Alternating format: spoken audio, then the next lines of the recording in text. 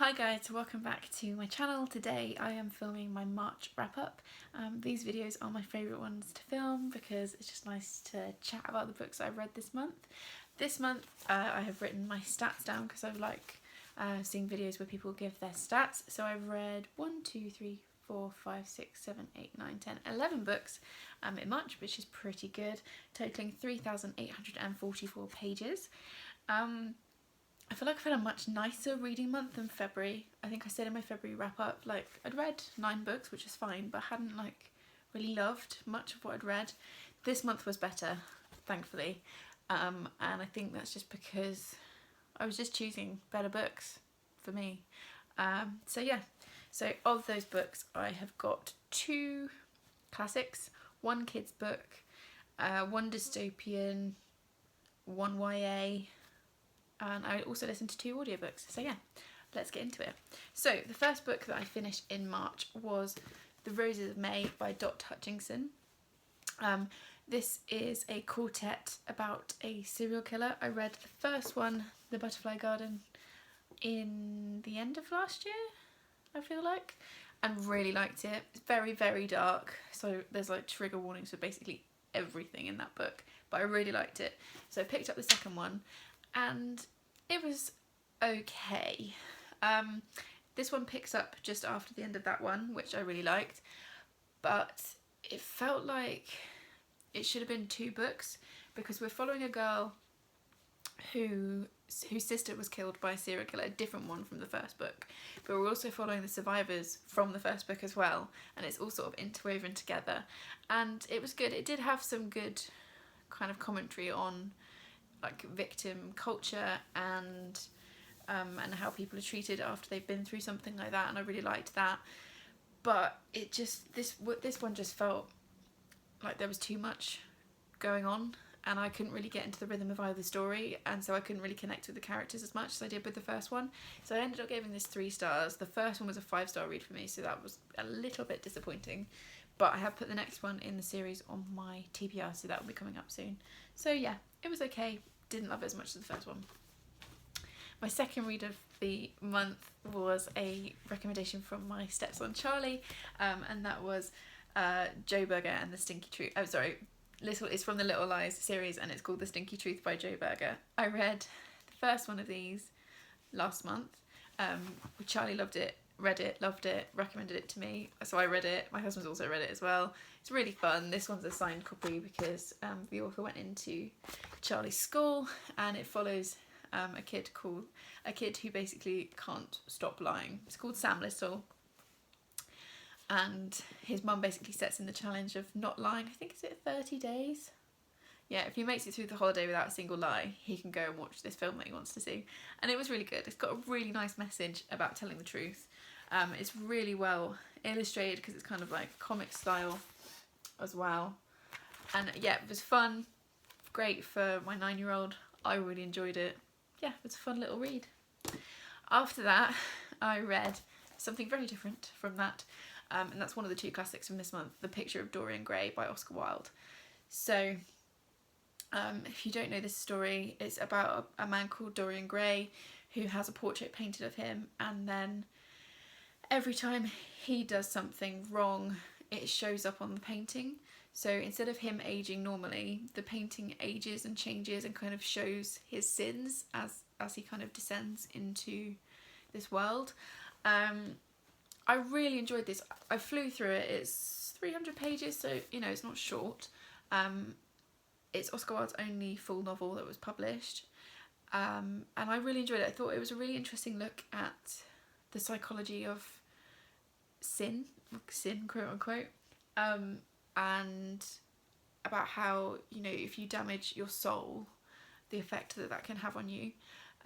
Yeah, I don't want to talk about it too much because I don't want to spoil it, but yeah, I really like this one. I flew through it. The writing is beautiful. The writing in it is incredible. And yeah, I would really recommend it. I think this is probably my favourite classic I've read so far, although I think I said that last month about Turn of the Screw. But no, I think this probably is my favourite classic so far that I've read this year. So yeah, would highly recommend. And also, look at this beautiful cover. It's one of the Penguin English Library editions, paperback, that I got in Waterstones, and it's just so nice, although it's a little bit scuffed because it's been in my work bag. But yeah, really enjoyed this. Next up, I read a book that I've already done a full-length review on, which is The Rules of Magic by Alice Hoffman. I will link that video in the description. As you will already know from that video, I absolutely adored this book. It's one I'm definitely going to reread. I might actually reread it next month. In case you haven't seen that video, which you should go and watch.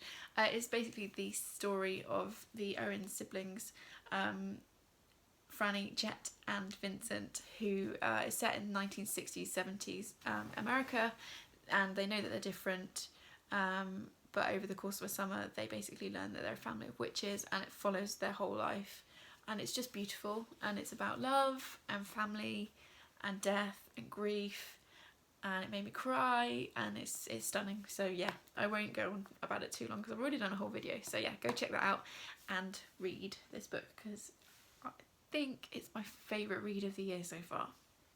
Just saying. I know it's only March, but so far this is my favourite read of the year. So we'll see if it stays that way. Then I had my reread for the month, which you guys chose for me, which was The Time Traveller's Wife. I love this book. I've read this probably once or twice a year since it came out, so probably a dozen times. In case you don't know, it's the story of Claire and Henry, and it's a love story, but it's a love story with a kind of, is it sci-fi twist? Because Henry is a time traveller, but it happens involuntarily, so he might be like brushing his teeth and then suddenly he's back in, 5 years ago, and it's about their love story, and they first meet when Claire is a little girl and Henry is in his 40s, because he's time travelling back to where she is as a little girl, and it's just the most beautiful love story. I know that some people have a problem with this story because of issues around consent and whether or not Claire kind of has to fall in love with him because he has been in her life her whole life, and I do get that. And there is a scene towards the very end of the book which actually, rereading it this time, did make me uncomfortable, because I think I'm a lot more switched on now. But I also just came away from it just really in love with the characters. So for me it's probably a 4.5 star read. It's a whopper, it's 520 pages. It makes me cry every time because it breaks my heart, even though I know what's going to happen. I get so invested with the characters and their love story and everything else that's going on around them that the ending really breaks my heart. But yeah, I really enjoyed this and I would recommend it. After that, I read a book that's been on my TBR for a while, and that is Gather the Daughters by Jennie Melamed, sorry. So this is another one that's got a shout out for The Handmaid's Tale on the cover. So it says, "Obsessed with The Handmaid's Tale, this brilliant book is one for you." And I know that's happening all the time because obviously the TV series has made that really popular, and that's obviously going to make people buy it, but it does irritate me, but that I might do a whole separate video on that. This is set on a small isolated island where the girls, actually I'll just read you the back because that'll be better. It says, "On a small isolated island there's a community that lives by its own rules. Boys grow up knowing they will one day take charge, while girls will be married and pregnant within months of hitting womanhood. But before that time comes, there's a tradition that offers children an exhilarating taste of freedom. Every summer they're turned out onto their doorsteps to roam the island, sleep on the beach, and build camps in trees. And it is at the end of such a summer that one of the younger girls sees something she was never supposed to see and returns home with a truth that could bring their island world to its knees." So it's dystopian fiction.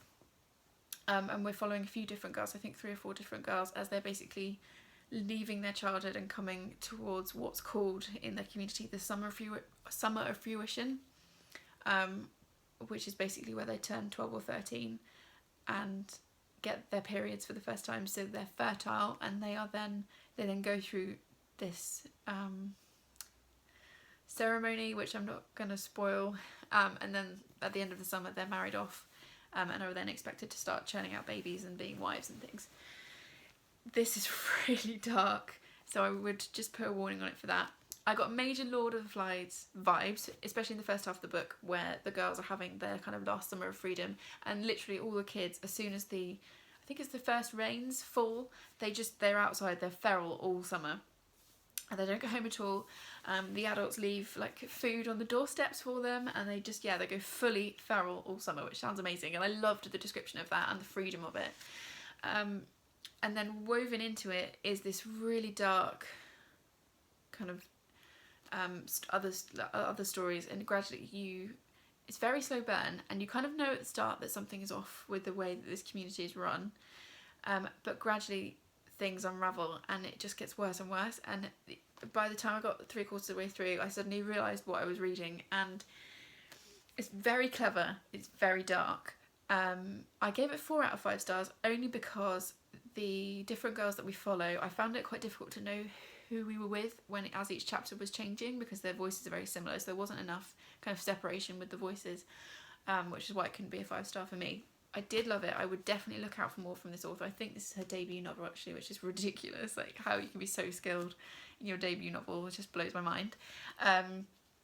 So I would say I would recommend it, but just be careful going in because it's incredibly dark. I don't really want to say what the trigger warnings are because I think it will give it away, but just trigger warnings for like general violence, sexual violence, and abuse. But yeah, this does throw up some really interesting questions. I feel like I need more people to read it so I can talk to them about it, because I have got some feelings. I think I tweeted about it when I was reading it, saying I need people to read this because I have got some feelings on this one. If you guys want me to, I could do a video where I talk in more depth and talk spoilers, but it's also one of those books that you kind of you need to discover on your own. So yeah, there was that one. After that, so I've lost my place in my little list. After that, I read... Oh yeah, I actually joined the 21st Century this month and finally started listening to audiobooks. So I've listened to a couple of audiobooks before. I've got like because I'm so old-fashioned, got the actual like CDs of the first 3 Harry Potter books, the Stephen Fry narrating, which are just wonderful, but they're really expensive. And then my friend Nicole from Beautiful Chaos of Books tweeted out saying that she had a link for, I think it's called Scribed. So I've been using that. And I also started my, I think it's 2 months free for Audible. So I listened to 2 audiobooks this month, 3 audiobooks even. The first one that I listened to was I'll Be Gone in the Dark by Michelle McNamara, which is all about her search for the Golden State Killer. I mean, it's been hyped, talked about loads here on Booktube, so you probably know all about it. I think I gave it 3.5 stars out of 5 in the end. I was a tiny bit disappointed with it. I think maybe because it had been hyped so much and it seemed to be like really my kind of thing because it's true crime. For anyone that doesn't know, the Golden State Killer was active in America in the 70s and like 60s, 70s and 80s. Started off by breaking into people's houses and raping women, and then progressed to breaking into people's houses and attacking couples, raping the woman, and then and making the man listen, and then eventually progressed into murder. And it was just horrendous, and the police couldn't put it together and couldn't work out who he was. And sadly, the author of this book, Michelle McNamara, died about a year before they caught the guy, and he's currently awaiting trial. So the book is sort of her case file of her trying to piece it together. She was a journalist, and she had access, like she was talking to cops from the time and cops now, and was looking at all kinds of things. And I found it really interesting. I really liked the narrator of the audiobook, but I mean, I knew that we weren't going to get to the end and she was going to know who it was because she died before that could happen. But yeah, the ending just felt a little bit lacking. Some of it felt, and this probably sounds like a weird thing to complain about, but it felt too detailed. It was too procedural. So I did find my mind wandering slightly during parts of it. But if you like true crime, I mean, it was good and I enjoyed it. It was a good first audiobook experience for me. So yeah, that was that one. After that, I read Dracula. Now, that was an experience. I've got the physical copy here because I did start reading it as a physical copy, and I got about 50 pages in and almost gave up. Again, it's one of these beautiful Penguin English Library editions, really nice. So I wanted to read this for ages. It's big for a classic. It's a big one. It's 450 pages, so it's not small. And people have warned me that the pace was slow, and it's actually not really about Dracula. He is in it, but it's more about the group of people that are trying to like hunt him down. yeah, it was not quite what I was expecting. So I read the first 50 pages on the physical copy and I was really struggling with it. And then my friend Steph said, well, have you tried the audiobook, because that might be better. So I went on to, that was when I started my Scribed account, found Dracula on there, and I've listened to it, and it was much better listening to it. I really enjoyed the audiobook. The audiobook was great. This is good, but you just have to be aware that it is slow paced. Parts of it were really, like, genuinely really scary, which I don't know why I didn't expect it to, because obviously Dracula is, you know, a horror story. Yeah, so once I got into it, it was really good. It's a very interesting look at kind of like Victorian sexuality, and like the good and bad sides of people's nature. And yeah, it was really good. It was good. It did pick up, but it was definitely one better for me on audiobook than physical copy. I then read another one that's been on my list for ages, which is 84K by Claire North. Now this is another dystopian. Does it reference the Handmaid's Tale on the back? I think it might. But anyway, it's set in England, which is quite unusual for dystopian fiction, so I always like it when I can find it. And it's basically set in a society where a crime is committed, and instead of going to prison, they work out the actual cost to society, like the financial cost to society. And we follow Theo Miller, who's like an auditor, and he works out the cost of crimes. And then instead of going to prison, you pay your fine and you move on. Which is fine if you've got the money to pay the fine, but if you don't, you then basically become a slave of society, and you have to, you know, do your time in other ways so that you're, quote, a useful member of society. I got major 1984 vibes from this, like majorly, definitely. It's a bit of an odd one because it's not quite what I was expecting. The way it's written, the style of it is really disjointed. It almost reads like poetry, and I'm just trying to find a page. Yeah, it's kind of like the pages are like this, and it jumps around a lot, and it jumps back and forth in time, which is fine. There is a central mystery, so basically one of Theo's ex-girlfriends is murdered. He is asked to audit her murder and work out the cost of society. It throws up these amazing questions, complicated questions about the cost of the worth of a life. It's very dystopian society. It's quite heavy dystopian, which is good. I always like that, but I just couldn't connect with the character because of the way it's written. So I think I gave it 3.5 out of 5. It might be 4 out of 5 because it's so clever and it's so individual. But I just couldn't quite connect. So I'm not sure if I'd read any more by Claire North. I know that's actually a pseudonym for the author, who is, let's see if we can find it in here. It's actually a pseudonym for somebody else. But I just couldn't connect with it personally. But that doesn't mean that it's not good. But it just wasn't quite for me, and I can't find her name. But yeah, that was another book that I read this month. So 2 dystopians in a month. It's a pretty good month for me. But unfortunately, it just didn't quite do it for me. After that, I then started a thriller on Scribed after I'd finished Dracula, which is The Woman in the Window. I had to DNF it. Yeah. I think it's my first DNF of the year. Correct me if I'm wrong. I'm pretty sure it is, though. And on paper, in theory, I should have really enjoyed it. It should have been a really good book for me. But I had to put it down. So the story is, we follow Anna. She's agoraphobic, so she can't leave her house. She has a husband and a daughter, but they don't live with her. And she doesn't go outside because something has happened to her. And then she basically spends her days like looking out the window with her camera into other people's houses so she can zoom in, and kind of watches their lives. And then one day she sees something happen across the road to one of her neighbours. And it has loads of like tropes that I'm usually into. So the unreliable narrator, because Anna is on a lot of medication. She's also drinking heavily. She's got some very serious mental health issues. So she's a very unreliable witness. So usually I'm into that. I also usually like thrillers that are kind of contained, so set in a fixed setting. So she's obviously inside a house. It's also, like I said, got themes of like mental illness. All this kind of stuff I usually really like. But I got bored. And it's supposed to be a thriller. So that's a problem. Basically, obviously, she's just in her house all the time.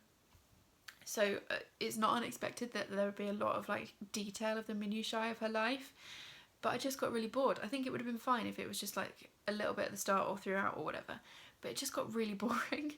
And then I got 3/4 of the way through before I put it down, so we got to the thing that happens, and that happens, and then it takes absolutely forever to get, actually by the time I gave up we hadn't even really got any further on, so yeah, that wasn't for me, sorry. Somebody said maybe I should try reading the physical copy, but actually I think it was because the narrator of the audiobook was so good. She was really engaging, I really liked her. I think if I'd been reading a physical copy, I don't think I would have got any further, so that one is just not for me. Then the last book I read this month was Caraval by Stephanie Garber. This was not on my reading list. This is one that was given to me by Amy, my friend Amy at Very Much So, and it wouldn't usually be the kind of thing that I would read, but a free book is a free book, so that's fine.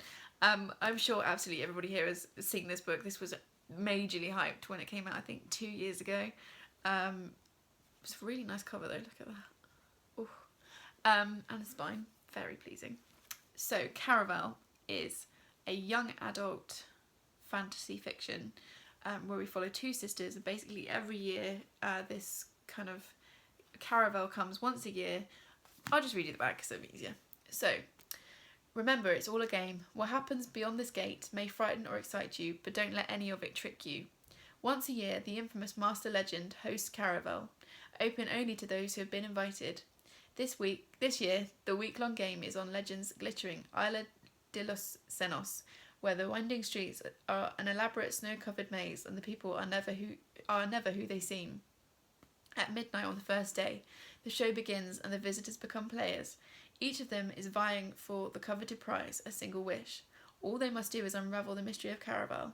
But in a game where danger hides behind every charming smile, winning isn't without loss, and their wish may be their last. So we follow two sisters, Scarlett and... what is her name? Teller. I literally finished this morning, that's terrible. Who go to this game. They're basically escaping from their father and they end up in Caraval, and it follows them. And I had such a weird reading experience with this because parts of it are beautifully written and the magic's incredible and the world that's built I really enjoyed, and then I just couldn't stand the main character. And there were bits where I was like, I literally don't care at all. But I also couldn't put the book down.